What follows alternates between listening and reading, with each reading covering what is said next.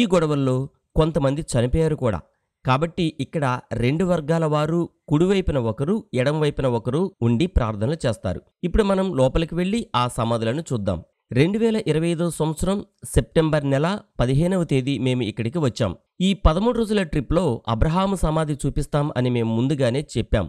కానీ మేము ఇక్కడికి వచ్చిన సమయంలో కొన్ని అనివార్య కారణాల వల్ల మేము హెబ్రోనుకి వెళ్ళడానికి మాకు అనుమతి ఇవ్వబడలేదు. అయినప్పటికీ మేమందరం విశ్వాసంతో దేవుని ప్రార్థించాం.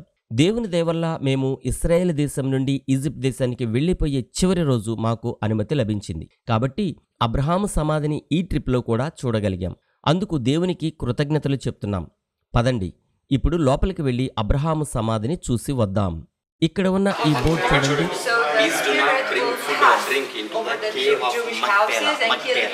ఇక్కడ మక్పేలా గుహ అని వ్రాయబడి ఉంది, చూసారా? బైబిల్ ప్రకారం ఈ గుహలో మొత్తం 6 గొప్ప వ్యక్తులు సమాధి చేయబడ్డారు.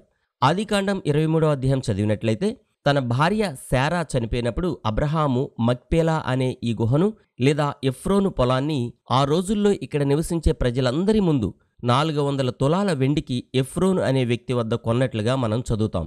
మనం హెబ్రోన్లో ఉన్న మక్పేలా అనే గుహ వద్ద ఉన్నాం.